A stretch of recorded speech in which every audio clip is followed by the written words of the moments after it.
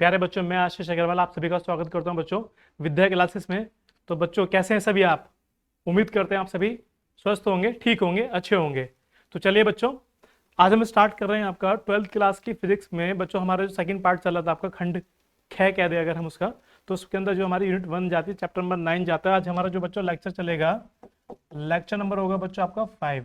ठीक है, chapter number 9 आपका किरण प्रकाश की एवं प्रकाश की यंत्र, ऑप्टिक्स एंड ऑप्टिकल इंस्ट्रूमेंट। ठीक है बच्चों, तो आज हमारा बच्चों जो पहला इसमें हेडिंग जाएगा बच्चों आपका, वो क्या जाएगा? तो आप लेंसेज के बारे में बच्चों पढ़ चुके थे पिछले लेक्चर में हमारे उसमें। तो आज हम बात करने वाले हैं बच्चों आपसे कि लेंस के द्वारा जो प्रतिबिंब बनाने के नियम होते हैं, प्रतिबिंब कैसे बनते हैं, उसके जो कुछ नियम होते हैं, वो पहला नियम के बारे में देखेंगे यहाँ पर कि पतले लेंस द्वारा प्रतिबिंब बनाने के नियम। ठीक है, तो मोस्टली यहाँ पे मोटे मोटे 3 नियम होते हैं। फिलहाल तो हमारे यहाँ पर फिलहाल 4 दिखा रखे हैं, यहाँ पर देख लेते हैं। जैसे पहला नियम आपको क्या कहता है? पहला नियम कहता है बच्चों कि लेंस की मुख्य अक्ष के समांतर। तो सबसे पहले तो हम एक लेंस बना लेंगे बच्चों।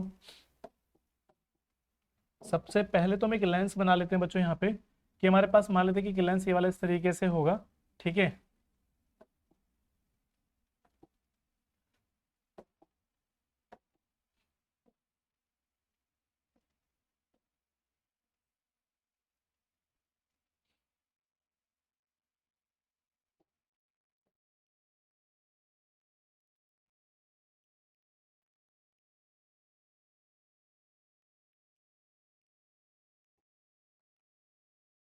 देखिए बच्चों, लेंस जो आपका बनने वाला है यहाँ पे, हम ऐसा मान के चल लेंगे यहाँ पे कि लेंस जब बना रहे होंगे बच्चों यहाँ पे, तो देखिए ध्यान से कि हमारे पास मान लेते हैं कि लेंस ये वाला होगा।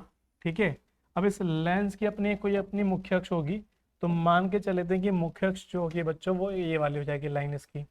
ठीक है, तो आपके पास में बच्चों के लेंस आ गया। ठीक, तो लेंस की मुख्य अक्ष के समांतर आपतित किरण लेंस में अपवर्तित होकर द्वितीय फोकस, चूंकि जब ये लेंस आपके पास में होगा तो इसका एक फोकस यहाँ पर होगा, एक फोकस बच्चों इसका यहाँ पर होगा। ठीक है, इसको F1 मान लेंगे, इसको F2 मान के चल लेंगे यहाँ पे। तो पहला नियम बच्चों क्या कहता है? पहला नियम आपका होता है कि किसी भी लेंस के मुख्य अक्ष के समांतर आने वाली किरण अपवर्तन के बाद फोकस से होके गुजर जाती है। ठीक है, ये आपका पहला नियम होगा बच्चों कि यदि किसी लेंस के मुख्य अक्ष के समांतर आने वाली किरण, जब उसका अपवर्तन होगा बच्चों यहाँ पे, जब उसका अपवर्तन होता है तो वो क्या काम करती है बच्चों? मुख्य अक्ष के समांतर आने वाली किरण अपवर्तन के बाद फोकस से होके गुजर जाती है। ये आपका बच्चों पहला नियम हो जाएगा। ठीक है, दूसरा नियम कहता है बच्चों, दूसरा नियम आपका होता है, दूसरा नियम आपका होता है कि यदि यदि कोई किरण आपकी फोकस से जा रही हो, कोई किरण आपकी फोकस से जा रही हो, ठीक है, फोकस से जा रही हो, ठीक है, तो फोकस से जाने वाली किरण बच्चों अपवर्तन के बाद क्या होता है? वो मुख्य अक्ष के समांतर हो जाती है। ठीक है, मुख्य अक्ष के समांतर हो जाती है। ये इसका बच्चों दूसरा नियम जाएगा। ठीक है, तो हम कह देंगे ये वाला पहला नियम होगा, ये वाला आपका बच्चों दूसरा नियम हो जाएगा। और तीसरा नियम क्या कहता है बच्चों आपका? तीसरा नियम होता है बच्चों आपका, तीसरा नियम होता है बच्चों आपका यहाँ पे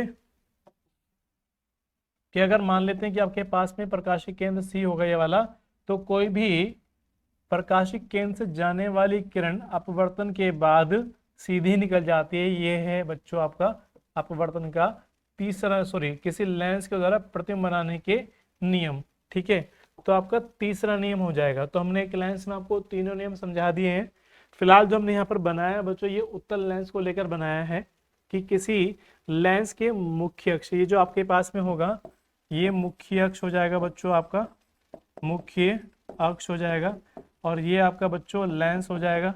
ठीक है, तो किसी लेंस के मुख्य अक्ष के समांतर आने वाली किरण अपवर्तन के बाद फोकस से होकर गुजर जाती हैं। ठीक है, या फोकस से होकर निकल जाती हैं। मेरी बात समझ में आ रही है बच्चों? फोकस से होकर निकल जाती हैं। इस नियम को कहते हैं लेंस के द्वारा प्रतिबिंब बनाने का पहला नियम। ठीक है, दूसरा नियम आपको बताया कि यदि किसी फोकस से आने वाली किरण अपवर्तन के बाद मुख्य अक्ष के समांतर हो जाती है, जैसे आप ये देख पा रहे होंगे, ये वाली मुख्य अक्ष के समांतर हो जाती है, तो उसको बोलते हैं लेंस के द्वारा प्रतिबिंब बनाने का द्वितीय नियम। और तीसरा नियम क्या होगा बच्चों? तीसरा नियम आपके पास में हो जाएगा कि यदि किसी लेंस के प्रकाशीय केंद्र से कोई किरण आती है तो बिना हिले डुले, बिना विचलन के वो सीधे निकल जाती है। ठीक है, तो ध्यान देंगे यहाँ पे, लेंस के मुख्य अक्ष के समांतर आपतित किरण लेंस के अपवर्तित होकर द्वितीय फोकस में से जाती है। जाती है मतलब कौन से लेंस में से जाती है? उत्तल लेंस में से, जबकि अवतल लेंस में ये आती हुई बच्चों प्रतीत होगी। फिलहाल हमारे पास जो बोर्ड में डायग्राम है ये उत्तल लेंस है, इसलिए हमें जाती हुई प्रतीत हो रही है। दूसरा, लेंस के प्रथम फोकस में से होकर आने वाली किरण, यानी कि उत्तल लेंस में जैसे आप देख पा रहे हो यहाँ पे ये वाला, इसका पहला वाला फोकस जो आपका जा रहा है वाला, ये प्रथम फोकस की जाती प्रतीत होने वाली, यानी कि अवतल लेंस में हो गई। अभी हमारे पास में हमने अवतल लेंस नहीं बनाया है। अपवर्तित किरण लेंस के अपवर्तन होने के मुख्य अक्ष के समांतर हो जाती है। ठीक है, तीसरा नियम आपका, प्रकाशिक केंद्र में से गुजरने वाली प्रकाश किरण बिना विचलन के विस्थापित के सीधी निकल जाती है। जैसे आप देख पा रहे होंगे येलो वाली जो लाइन है आपकी वाली। ठीक है, मेरी बात समझ में आ रही है? वे आपतित किरणें जो मुख्य अक्ष के समांतर नहीं होती परंतु परस्पर समांतर होती हैं, लेंस में से अपवर्तित होकर लेंस के फोकस तल में स्थित किसी बिंदु पर मिलती हैं, उत्तल लेंस में मिल जाती हैं तथा किसी बिंदु पर आती प्रतीत होती है। ये होगा बच्चों आपका अवतल लेंस में। ठीक है, मोटा मोटा हमारे पास में बच्चों लेंस के द्वारा प्रतिबिंब बनाने के 3 नियम थे, तीनों नियमों को समझा दिए गए हैं। एक बार देख लेते हैं कि अवतल अगर लेंस आपके पास में तो अवतल लेंस में बच्चों कैसे होगा। ठीक है, ध्यान देंगे बच्चों, अगर मान लेते हैं मेरे पास में ये वाला मेरे पास में एक अवतल लेंस है। ठीक है, अगर मेरे पास में मान लिया कि हमारे पास में एक अवतल लेंस है तो इसका बच्चों क्या होगा, इसमें जो मुख्य अक्ष जाएगा बच्चों वो इस तरीके से ये लाइन चली जाएगी। ठीक है, ये मुख्य अक्ष चली जाएगी। दूसरा, इसका जो फोकस बनेगा, एक फोकस यहाँ बन जाएगा, इसको मान लेंगे F1, इसको मान लेंगे F2। ठीक है, तो बच्चों इसमें क्या होगा कि यदि मान लेते कि मुख्य अक्ष जैसे आपके पास में ये वाला है मुख्य अक्ष, है ना, तो मुख्य अक्ष में बच्चों क्या होगा, अगर मान लेते हम पहले लाइन ड्रॉ करते हैं तो मुख्य अक्ष के समांतर, अगर पहले तो हम इसमें देख लेते हैं कि अगर आपके पास में लाइन इसके डॉटेड वाली ड्रॉ कर देते हैं। ठीक है, दूसरा बस इसमें मान के चलें अगर हम बच्चों कि यदि कोई प्रकाश किरण लेंस के मुख्य अक्ष से समांतर आती है तो अपवर्तन के बाद बच्चों वो क्या होगा, अपवर्तन के बाद बच्चों क्या होगा, वो इस पॉइंट से होकर जाएगी। ठीक है, यानी कि अगर आप देखें इसको तो हम कह सकते हैं बच्चों कि वो अपवर्तन के बाद इस तरीके से विस्थापित हो जाएगी। ठीक है, इस तरीके से विस्थापित हो जाएगी, यानी कि अपवर्तन हो जाएगा, और जब उसको बच्चों पीछे हटाएंगे ना, तो उसको पीछे हटाएंगे तो ऐसा लगेगा कि जैसे वो इस पॉइंट से होकर आपकी बच्चों आ रही है। ठीक है, तो ये हो जाएगा पहले नियम कि किसी लेंस के मुख्य अक्ष के समांतर आने वाली किरण अपवर्तन के बाद दूर फैल जाती है, उसको पीछे हटाते हैं तो ऐसा लगता है कि वो फोकस से आ रही है, आती प्रतीत होती है, यानी कि जो लाइन आपको नजर आ रही है बच्चों ये इस फोकस से आती प्रतीत आपको होगी। ठीक है, दूसरा नियम क्या था बच्चों आपका कि यदि फोकस तल पे स्थित है ना, दूसरे नियम अगर देखें तो लेंस के यहाँ पर प्रथम फोकस की ओर जाती प्रतीत होने वाली किरण, ठीक है,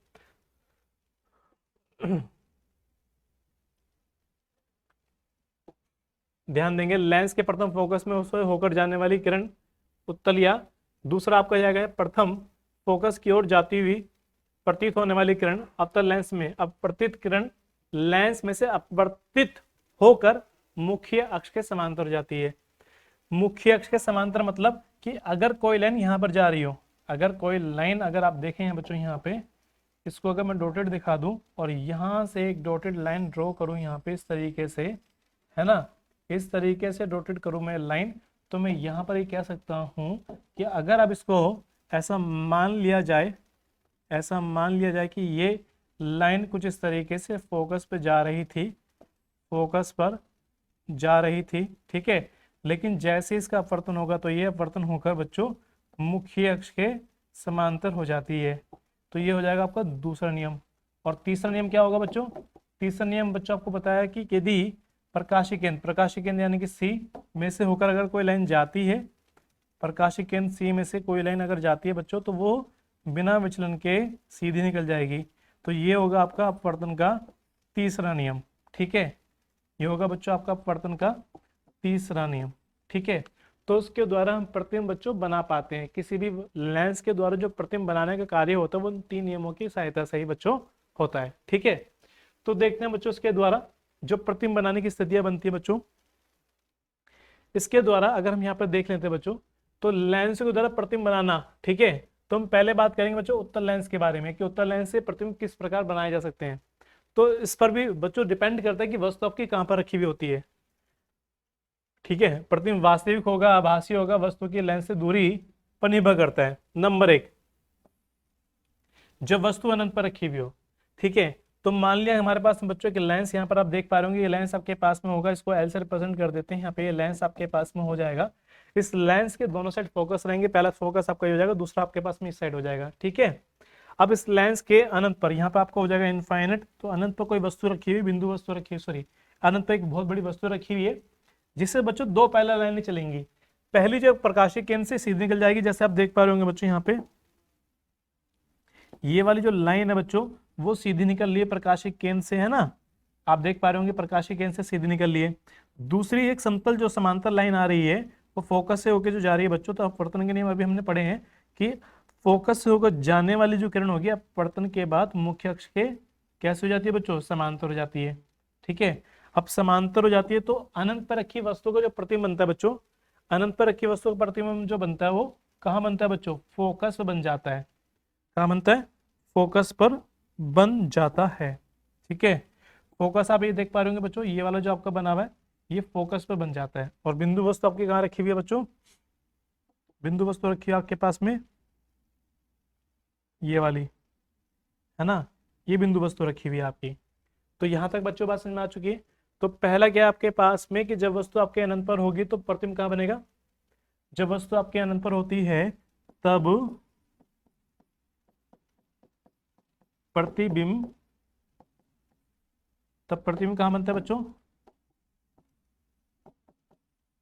फोकस पर बनता है, वस्तु से छोटा बनता है, छोटा, और कैसा बनता है, वास्तविक तथा उल्टा बनता है, उल्टा बनता है। ठीक है, तो ये कुछ पॉइंट आपको याद रखने होंगे। यदि वस्तु आपके फोकस पर अनंत पर रखी हुई है तो अनंत पर रखी वस्तु का प्रतिबिंब कहाँ बनेगा बच्चों, फोकस बनता है। ठीक है, वस्तु से छोटा होता है, वास्तविक बनता है और उल्टा बनता है। ठीक है, ये कुछ बातें आपको जो याद रखनी होंगी। आगे चलते हैं बच्चों कि यदि वस्तु आपकी कहाँ पर रखी हो, 2f, मतलब अगर फोकस को दोगुना कर दे बच्चों उसको बोलते हो 2f और बाकी यहाँ पर रखा होगा अनंत। तो यहाँ यदि वस्तु आपकी 2f और अनंत के बीच में कहीं रखी हुई हो, ठीक है, जब वस्तु आपकी 2f तथा अनंत के मध्य में स्थित हो तो इस दिशा में क्या होगा बच्चों, तो इस कंडीशन में बच्चों, इस कंडीशन में क्या होगा कि आप जो चित्र देख पा रहे होंगे 60 यहाँ पे दिखा रखा है बच्चों हमने कि भांति वस्तु से छोटा उल्टा, वस्तु से छोटा उल्टा वास्तविक, और कहाँ बनेगा, f व 2f के मध्य बनता है। ये आपको याद रखना होगा, f व 2f के मध्य बनता है। ठीक है, मतलब किस तरीके से बनेगा यहाँ पे, अगर यहाँ पे बच्चों आप देख पाए कि यदि आपके पास में वस्तु अब 2f दूरी पर है, सॉरी 2f और अनंत के मध्य में स्थित होगी तो दो लाइनें चलेंगी। यहाँ से मान के चल लेते हैं, एक समांतर चलेगी मुख्य अक्ष के, जब मुख्य अक्ष से समांतर चलेगी तो अपवर्तन के बाद बच्चों क्या होगा, उसका अपवर्तन के बाद क्या होगा बच्चों, फोकस से होके जाएगी, ये फोकस से होके जा रही है। ठीक है, दूसरा क्या होगा बच्चों, यहाँ पे दूसरी किरण के बारे में अगर हम बात करें, दूसरी किरण का क्या होगा कि प्रकाशीय केंद्र से होकर जाएगी। अब जब कोई प्रकाशीय केंद्र से होकर जा रही होगी बच्चों तो कहाँ काटती है एक दूसरे को, आप देख पा रहे होंगे वो इस पॉइंट पर काट देती है। इस पॉइंट पर काटा बच्चों, उसको वो कहाँ बनेगा, मतलब उस पॉइंट पर बनता है बच्चों वस्तु का प्रतिबिंब, है ना। तो वस्तु का प्रतिबिंब जो बच्चों बना वो इस पॉइंट में बना। ठीक है, जो प्रतिबिंब बना आप देख पा रहे होंगे ये आई और ये आपका हो जाएगा आई डैश। ठीक है, बात समझ में आ रही है बच्चों आपके। यदि कोई वस्तु आपकी किसी उत्तल लेंस के 2f और अनंत के मध्य में रखी हुई है तो उस वस्तु का उल्टा छोटा, है ना, और वास्तविक प्रतिबिंब f और 2f के मध्य में, ये आप देख पा रहे होंगे f व 2f के मध्य में कहीं ना कहीं बन जाता है। ठीक है, तीसरा क्या है, जब वस्तु आपकी 2f पर रखी हुई हो, जब वस्तु बच्चों आपकी 2f दूरी पर रखी हुई होगी तो उस वस्तु का प्रतिबिंब भी 2f पे ही बनेगा, उल्टा बनेगा परंतु समान आकार का बनेगा। देख पा रहे होंगे बच्चों आप यहाँ पे, ये आपका फोकस हो गया, f हो गया, 2f हो गया, 2f पे एक वस्तु रखी हुई है तो वस्तु का प्रतिबिंब भी देखिए बच्चों कहाँ बना हुआ है, 2f दूरी बना हुआ है। ठीक है, प्रतिबिंब बनाने के लिए वो दो नियम ही है, प्रतिबिंब बनाने के दो नियम ही है बच्चों। कैसे कि माना कि अगर आपके पास में कोई लाइन इस तरीके से जा रही है मुख्य अक्ष समांतर, तो अपवर्तन के बाद कहाँ से होकर जाएगी, फोकस होकर जाएगी। और दूसरी किरण कहाँ से आएगी बच्चों, प्रकाशिक केंद्र से होकर जाएगी। जो प्रकाशिक केंद्र से होकर जा रही है बच्चों, वो कहाँ जा काटेंगी दूसरे को, 2f पे काटेंगी। ठीक है, 2f पे यहाँ पे काट देती हैं। बात समझ में आ रही है बच्चों। तो आपको ये बात याद रखनी है कि यदि आपके पास में कोई उत्तल लेंस है, उत्तल लेंस के 2f दूरी पर कोई वस्तु रखी हुई है, तो उस वस्तु का बच्चों समान आकार में 2f दूरी पर ही वास्तविक व उल्टा प्रतिबिंब बन जाता है। कैसा बनता है, एक तो बनता है बच्चों वास्तविक, ठीक है, नंबर 1। नंबर 2 बनता है उल्टा, ठीक है। नंबर 3 कैसे बनेगा, समान आकार का, ठीक है। और कहाँ बनता है, 2f पर ही बनेगा, ठीक है। यानी कि समान आकार का 2f दूरी पर ही बच्चों ये प्रतिबिंब बनेगा। ठीक, अब आगे चल लेते हैं। यदि आपकी वस्तु यहां पे बच्चों 2f होगा ना, यहां पे बच्चों आपको 2f होगा। यदि कोई वस्तु आपकी फोकस f और 2f के मध्य में स्थित है, तो उस केस में उस वस्तु का प्रतिबिंब फोकस और 2f से आगे बनेगा, ठीक है। यानी कि यहां पर अगर देखा जाए तो वो 2f कहीं ना कहीं रहा होगा, तो 2f से भी आगे बनेगा। वस्तु से आप देख पा रहे होंगे बच्चों, ये वाला आकार आप चेक करेंगे और ये वाला आकार आप चेक करेंगे तो आपको बड़ा नजर आ रहा होगा, ठीक है।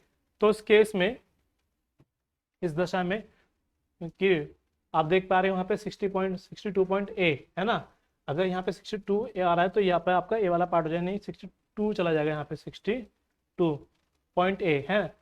तो 2f पे अनंत, यानी कि 2f पे अनंत के मध्य वास्तविक बन रहा है, उल्टा बन रहा है, और वस्तु से कैसा बन रहा है बच्चों, बड़ा बन रहा है, ठीक है।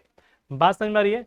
यदि वस्तु आपकी f और 2f के मध्य में, तो उस केस में आपका वस्तु जो प्रतिबिंब बनेगा वो वास्तविक बनेगा, 2f और अनंत के मध्य बनेगा, वस्तु से बड़ा बनेगा, ठीक है। तो उसके लिए आप डायग्राम ये वाला अप्लाई करेंगे, ठीक। और पांचवा जो होगा, यदि वस्तु आपकी फोकस पर रखी हुई हो, तो यदि वस्तु आपके फोकस पर रखी हुई है तो प्रतिबिंब बनेगा बच्चों आपका अनंत पर, है ना। तो वस्तु का प्रतिबिंब बनता है बच्चों आपका अनंत पर, ठीक है।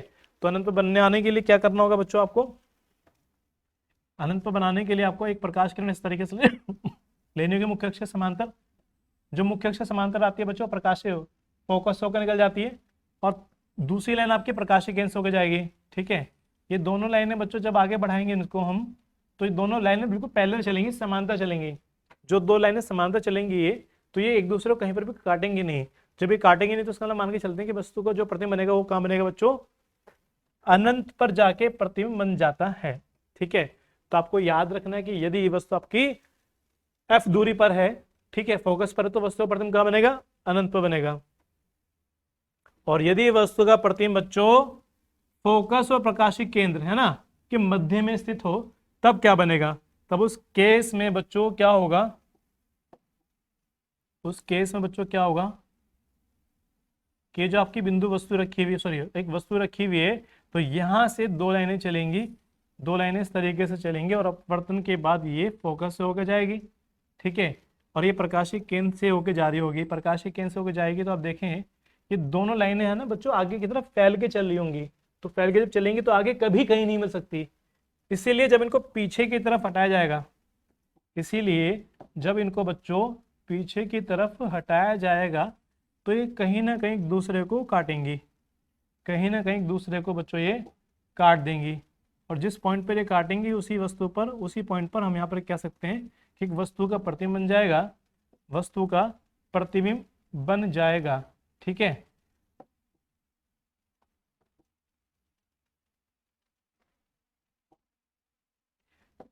उसी पॉइंट पर वस्तु का एक प्रतिबिंब बन जाएगा।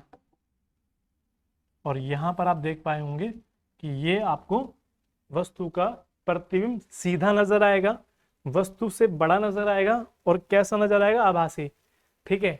तो एक तो आभासी नजर आएगा, फोकस व प्रथम फोकस व अनंत के मध्य बनेगा, यानी कि यहाँ पे अनंत होगा के मध्य बनेगा, लेंस के उसी ओर बनेगा जहां से वस्तु रखी हुई है, ठीक है। और वस्तु से कैसा बनेगा बच्चों, बड़ा बनेगा, और कैसा बनेगा, सीधा बनेगा, ठीक है। यदि वस्तु आपकी फोकस और प्रकाशीय केंद्र के मध्य में रखी हुई है तो उस केस में वस्तु का प्रतिबिंब कैसे बनेगा? आभासी बनेगा, सीधा बनेगा, वस्तु से बड़ा बनेगा और लेंस को उसी ओर बनेगा जहां पर वस्तु रखी हुई है। ठीक है, तो उस तरीके से प्रतिबिंब बनाने के लिए 6 स्थितियां यहाँ पर बन जाती है। जबकि अगर हम बात करते हैं बच्चों अवतल लेंस के माध्यम से किसी प्रतिबिंब को बनाने के लिए, तो अवतल लेंस के माध्यम से किसी भी वस्तु का जब प्रतिबिंब बनाया जाता है तो वो हमेशा फोकस व प्रकाशीय केंद्र के ही मध्य बनता है। वस्तु से हमेशा छोटा बनेगा, वस्तु से हमेशा कैसा बनेगा? छोटा बनेगा, सीधा बनेगा और आभासी बनेगा। ठीक है, आभासी बनता है। तो देखिए अवतल लेंस के द्वारा प्रतिबिंब बनाने की स्थिति है ना, अवतल लेंस द्वारा प्रतिबिंब कैसा बनता है बच्चों? हमेशा सदैव आभासी बनता है। ठीक है, यहाँ पे देख पाएंगे 64 डायग्राम आपको सामने जो दिखा रखा है यहाँ पे, एक आपके पास में यहाँ पर अवतल लेंस रखा हुआ है, इसका फोकस यहाँ रखा हुआ है, फोकस पर यहाँ पर एक वस्तु रखी हुई है। जब यहाँ कोई वस्तु रखी हुई है बच्चों तो इसमें होगा क्या बच्चों? यहाँ पे इससे एक प्रकाश किरण निकलेगी सीधी, और सीधी जब ये जाएगी तो इसका अपवर्तन होगा। अपवर्तन होके बच्चों ये इधर की तरफ ये फैल जाएगी, है ना, दूर फैलती है ना। और जब बच्चों इसको पीछे की तरफ हटाया जाएगा तो हमें लगेगा कि ये प्रकाशीय केंद्र से होती हुई नजर आ रही है। ठीक है, बात समझ में आ रही है? दूसरी आपकी जो किरण जाती है, दूसरी जो किरण जाती है वो प्रकाशीय केंद्र से होती हुई जाती है ना, प्रकाशीय केंद्र से होती हुई जाती है। तो जो दो रेखा एक दूसरे को यहाँ पर काटती हैं बच्चों, जो दो रेखा एक दूसरे को यहाँ पर काटती हैं, उस कटान बिंदु पर ये वाला वस्तु का आपका प्रतिबिंब बन जाता है। तो अब देख पाएंगे कि जो प्रतिबिंब आपका बना है ये वस्तु से बच्चों कैसा है? छोटा है परंतु सीधा है। ठीक है, तो स्पष्ट है कि अवतल लेंस के द्वारा प्रतिबिंब वस्तु की ओर ही लेंस के फोकस यानी कि एफ के बीच में बनता है, तथा सदैव कैसा बनेगा? आभासी बनेगा, सीधा बनेगा, वस्तु से हमेशा छोटा बनेगा। ठीक है, तो इस तरह की बातें आपको याद रखनी होगी किसी भी लेंस के द्वारा प्रतिबिंब बनाने के लिए।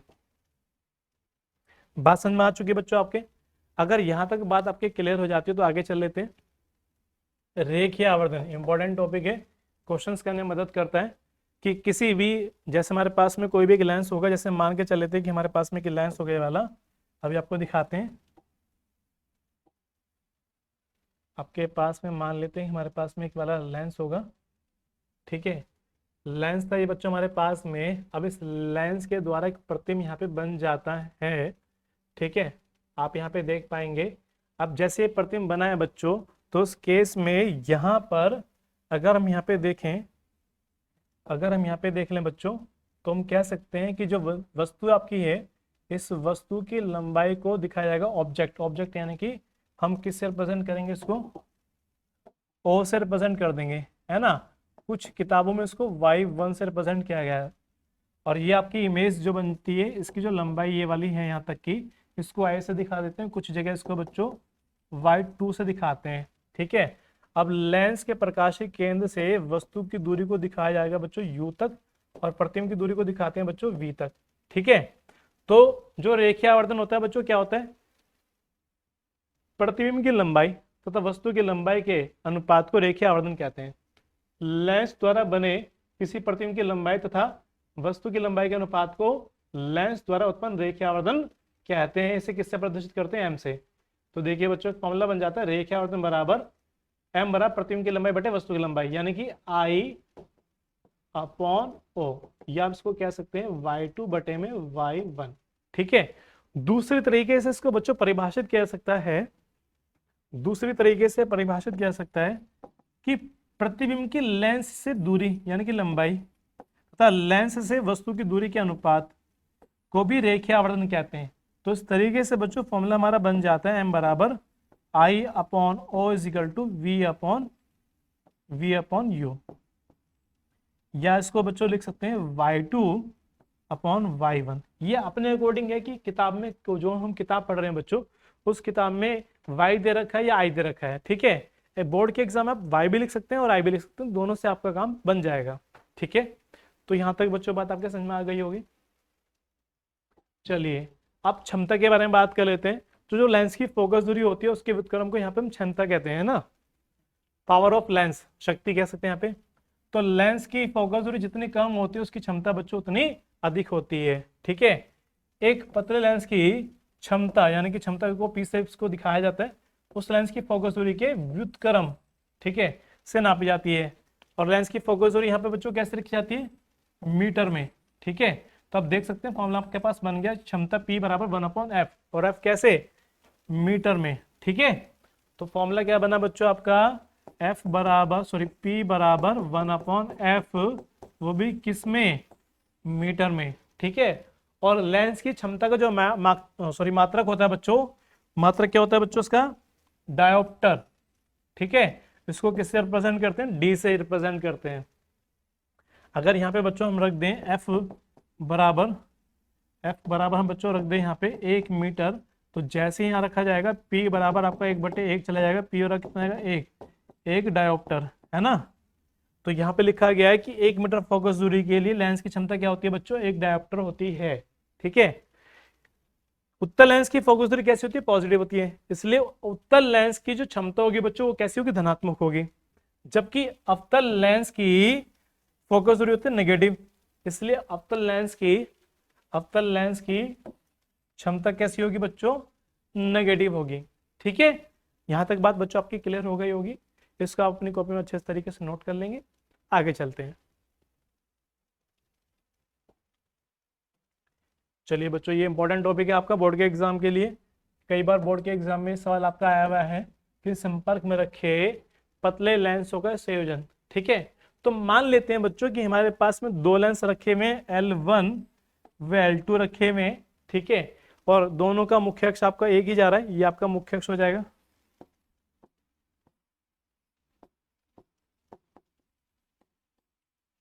मुख्य अक्ष हो जाएगा, ठीक है बच्चों। अब मुख्य अक्ष पर कोई बिंदु वस्तु रखी हुई O, ठीक। अब बिंदु वस्तु O से ऐसा मान के चल लेते हैं बच्चों यहाँ पे कि बिंदु वस्तु O से यहां से कोई प्रकाश किरण चलती है, ठीक है, यहां से कोई प्रकाश किरण चलती है। और जब प्रकाश किरण कोई चलती है बच्चों तो उसका अपवर्तन होता है यहाँ से, और अपवर्तन होगा पहले लेंस के माध्यम से उस वस्तु का प्रतिबिंब बनता है यहाँ पे आई डैश पे।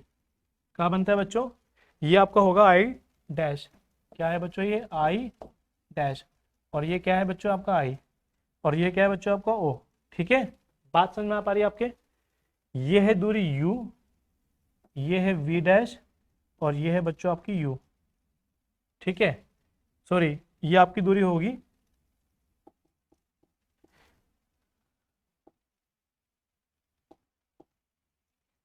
ये है आपकी दूरी u, ये है आपकी दूरी v डैश, और ये है आपकी दूरी v, ठीक है। तो देखिए बच्चों क्या होगा, माना f1, जब दोनों लेंस कैसे हैं बच्चों आपके उत्तल हैं, और f2 फोकस दूरी के दो उत्तल लेंस L1 व L2 संपर्क में रखें इस दशा में, इन लेंसों की मुख्य अक्ष एक ही होगी, ठीक है। माना कि एक बिंदु वस्तु मुख्य अक्ष पर प्रथम लेंस L1 से U1 दूरी पर रखी है, सॉरी U दूरी पर रखी है, आप देख पा रहे होंगे U दूरी पर रखी है। यदि लेंस L2 ना होता तो पहले लेंस L1 के कारण जो प्रतिबिंब बनता है वो कहां बनेगा बच्चों, आई डैश पे बनता है। और लेंस की फोकस दूरी का फॉर्मूला क्या था, 1/f = 1/v - 1/u से, ठीक है। तो बच्चों क्या होगा, पहले लेंस के कारण, पहले लेंस से, तो 1/f1 = 1/v डैश, प्रतिबिंब की दूरी कितनी है बच्चों, v डैश, वस्तु कहां रखी हुई है, u दूरी पर, इसको मान लेंगे इक्वेशन नंबर 1, ठीक है।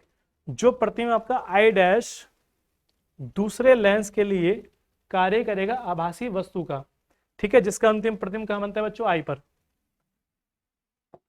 आई डैश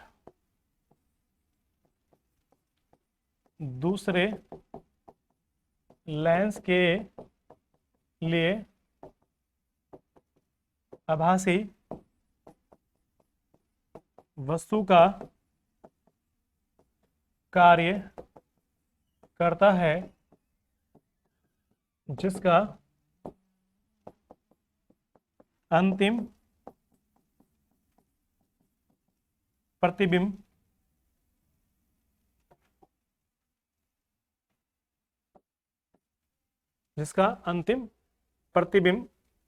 क्या बनता है बच्चों आपका,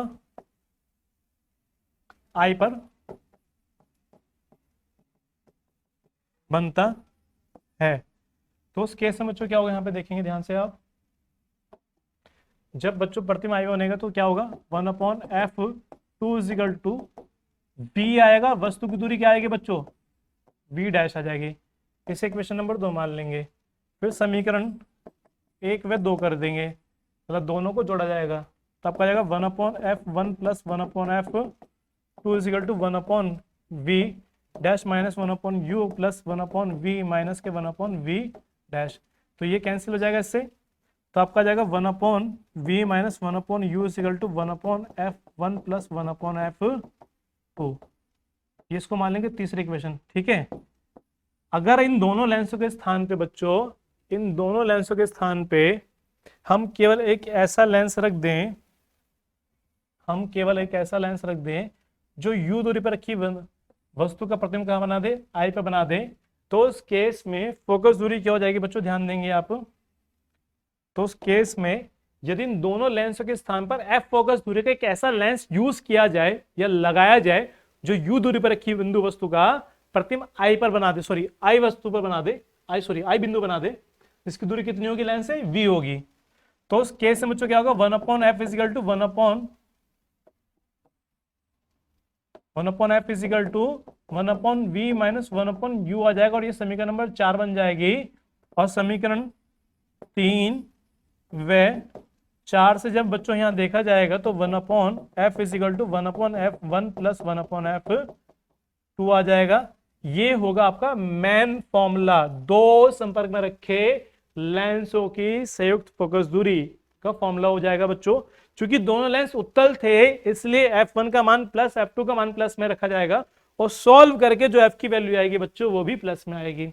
इसका मतलब ये हो जाएगा कि यदि दो संपर्क में रखे लेंस उत्तल लेंस है तो संयुक्त लेंस भी बच्चों उत्तल लेंस की तरह ही कार्य करेगा, ठीक है, उत्तल लेंस की तरह ही कार्य करेगा। अगर इन दोनों लेंसों में से एक की स्थिति बदल दी जाती है बच्चों, जब या दोनों की स्थिति बदल जाए, जब दोनों लेंस आपके अवतल हो जाते हैं, तो उस केस में क्या होगा, जैसे आपने देखा यहाँ पे कि हमारे पास फॉर्मूला निकल कर आया 1/f is equal to 1/f1 plus 1/f2, ठीक है, हमारे पास ये फॉर्मूला निकल कर आया। यदि दोनों बच्चों लेंस अवतल हो जाएं तो उस केस में जो हमारे पास समीकरण में 5 थी वाली, तो f1 का मान भी नेगेटिव, f2 का मान भी नेगेटिव, जब सॉल्व करेंगे तो f का मान नेगेटिव, और ओवरऑल देखा जाए तो पूरा जो संयुक्त लेंस होगा वो कैसे काम करेगा बच्चों, संयुक्त लेंस भी आपका अवतल लेंस की भांति कार्य करने लगेगा, ठीक है। जबकि एक लेंस यदि उत्तल हो और दूसरा अवतल हो तो पहले की फोकस दूरी रखी जाएगी बच्चों पॉजिटिव, दूसरे की रखी जाएगी नेगेटिव, यानी कि f1 तो रखा जाएगा धनात्मक और f2 रखा जाएगा ऋणात्मक। तो 1/f is equal to 1/f1 plus minus 1/f2, plus minus से माइनस हो जाएगा। सॉल्व कर लेंगे ओवरऑल बच्चों, हमारे पास फॉर्मूला ये वाला निकल कर जाएगा, f बराबर f1 f2 upon f2 minus के f1, ठीक है। अब बच्चों इस पे डिपेंड करेगा कि जो हमने दो संपर्क में संयुक्त लेंस लिए थे, एक उत्तल एक अवतल, जिससे संयुक्त फोकस दूरी बन जाती है f बराबर f1 f2 upon f2 minus के f1, ठीक है। तो डिपेंड करेगा बच्चों कि दोनों में से फोकस दूरी किसकी कम है किसकी ज्यादा है, ठीक है। मतलब क्या कहने का हमारा कि जैसे हमारे पास है बच्चों एक फॉर्मूला निकल कर आ गया ये वाला, f बराबर f1 f2 अपॉन में f2 माइनस के f1, ठीक है, f1, ये हमारे पास फॉर्मूला निकल कर आ गया। तो अगर पहली स्थिति बच्चों लगाई जाती है यहाँ पे कि जैसे ये कह रहा है कि यदि f1 का मान f2 से ज्यादा हो, यानी कि अगर ये ज्यादा है, अगर ये नीचे का मान ज्यादा है तो उस केस में f2 माइनस f1 करेंगे तो ओवरऑल नीचे की जो वैल्यू बचेगी बच्चों कैसी बचेगी, माइनस की बचेगी, तो ऋणात्मक होगा नहीं होगा, देखें f2 माइनस f1 कैसा होगा, ऋणात्मक हो जाएगा। तो जब ये ऋणात्मक हो जाएगा तो f का मान भी कैसा होगा, ऋणात्मक होगा। तो उस केस में संयुक्त लेंस कैसा काम करेगा, संयुक्त लेंस आपका बन जाएगा बच्चों एक अवतल लेंस बन जाएगा, ठीक है। बात समझ आ रही है बच्चों आपके, संयुक्त लेंस आपका कैसा बन जाएगा, एक अवतल लेंस बन जाएगा, ठीक। लेकिन नंबर 2 में स्थिति में अगर देखा जाए बच्चों, नंबर 2 स्थिति, यदि f2 ज्यादा है, यदि f2 ज्यादा हो जाए यदि F2 ज्यादा हो जाए तो उस केस में क्या होगा बच्चों, नीचे का मान हो जाएगा पॉजिटिव, धनात्मक हो जाएगा ना। और जब ये पॉजिटिव हो जाएगा बच्चों, ठीक है, तो संयुक्त लेंस कैसा काम करेगा, एक उत्तल लेंस की भांति कार्य करेगा। और नंबर 3 में यदि F1 बराबर F2 हो जाता है तो आप बता सकते हैं F2 माइनस F1 कितना होगा, 0 होगा।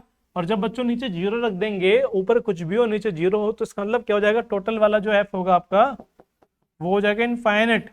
यानी कि यदि दो, एक उत्तल और एक अवतल, दोनों की फोकस दूरियां बराबर है तो संयुक्त लेंस काम करेगा बच्चों आपका कैसा, एक समतल प्लेट की भांति कार्य करने लगेगा। ठीक है, समतल प्लेट की भांति कार्य करने लगेगा। ठीक, तो बच्चों यहां तक बात क्लियर हो जाती है। गुड, चलिए बच्चों अब आगे चल लेते हैं। अब इनकी क्षमता के बारे में बात कर लेते हैं कि संयुक्त लेंस की क्षमता क्या होगी। पहले की फोकस दूरी F है, दूसरे की F2 है। इसके अगर देखा जाए तो अलग क्षमता जो होगी आपकी वो P1 P2 हो जाएगी। ठीक है, तो 1/F1 बराबर आपका P1 आ जाएगा, 1/F2 बराबर P2 आ जाएगा। और संयुक्त वाले की आ जाएगी आपकी 1/F इक्वल टू P। तो सिंपल से आपको फॉर्मूला आप जानते हैं कि संपर्क में रखे दो संयुक्त लेंस का जो फॉर्मूला था आपका 1/F equal to 1/F1 plus 1/F2।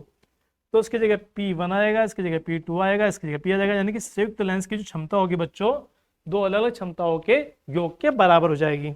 ठीक है, तो इस तरीके से निकाल लेंगे। चलिए अब आगे चलेते हैं। चलिए अब हमारे पास क्वेश्चन से स्टार्ट हो चुके हैं बच्चों। तो जैसा आपके पास में क्वेश्चन यहाँ पे दे रखा है कि दो उत्तल लेंस, ठीक है, जिसमें प्रत्येक की फोकस दूरी कितनी है बच्चों, 20 सेंटीमीटर है, संपर्क में रखे जाते हैं, संयुक्त लेंस की क्षमता बतानी है। यानी कि अगर हम बात करें F1 बराबर F2 बराबर आपको दे रखा है 20 सेंटीमीटर, 20 सेंटीमीटर दे रखा है। ठीक है, तो अगर आपको संयुक्त लेंस की क्षमता निकालनी है तो पहला आप निकालिए बच्चों P1। P1 बराबर क्या होगा आपका 1/F1। और आपको जो F चाहिए बच्चों, चाहिए मीटर में, तो ये 1/20, लेकिन कैसा है ये, सेंटीमीटर में, लेकिन आपको चाहिए मीटर में। तो मीटर में लाने के लिए बच्चों आपको क्या काम करना होगा, यहाँ पर आपको 100 से गुना करनी होगी और अब ये बन जाएगा मीटर में। जैसे इसको काटेंगे तो बच्चों 5 बार कट जाएगा, तो आपका आ जाएगा P1 बराबर प्लस के 5 डायोप्टर। ठीक है, तो उसी तरीके से आप जब निकालेंगे बच्चों P2 तो 1/F2, ये भी मीटर में रखा जाएगा, यानी कि 100/20, इसको काटेंगे तो बच्चों प्लस के 5 डायोप्टर आ जाएगा P2। और संयुक्त लेंस की क्षमता होगी बच्चों क्या आएगी, P बराबर P1 प्लस के P2, यानी कि प्लस के 5 प्लस के 5, तो टोटल आपका 10 डायोप्टर। ये संयुक्त लेंस की क्षमता निकल कर आ चुकी है। ठीक है, तो इस तरीके से संयुक्त लेंस की हम क्षमता निकाल लेंगे। आगे चलते हैं। अब देखिए बच्चों, आपको दो क्षमताएं दे रखी हैं। पहली आपको दिए P1 बराबर प्लस के 2.50 डायोप्टर, P2 आपको दिया है माइनस के 3.75 डायोप्टर। दो लेंसों को मिलाकर एक संयुक्त लेंस की फोकस दूरी बतानी है बच्चों। तो पहले हम निकाल लेंगे संयुक्त लेंस की क्षमता, है ना। संयुक्त लेंस की क्षमता P बराबर P1 प्लस P2। तो देखिए 2.50 माइनस के 3.75, तो आपका बचेगा बराबर -1.25 डायोप्टर। ठीक है, माइनस का 1.25 डायोप्टर।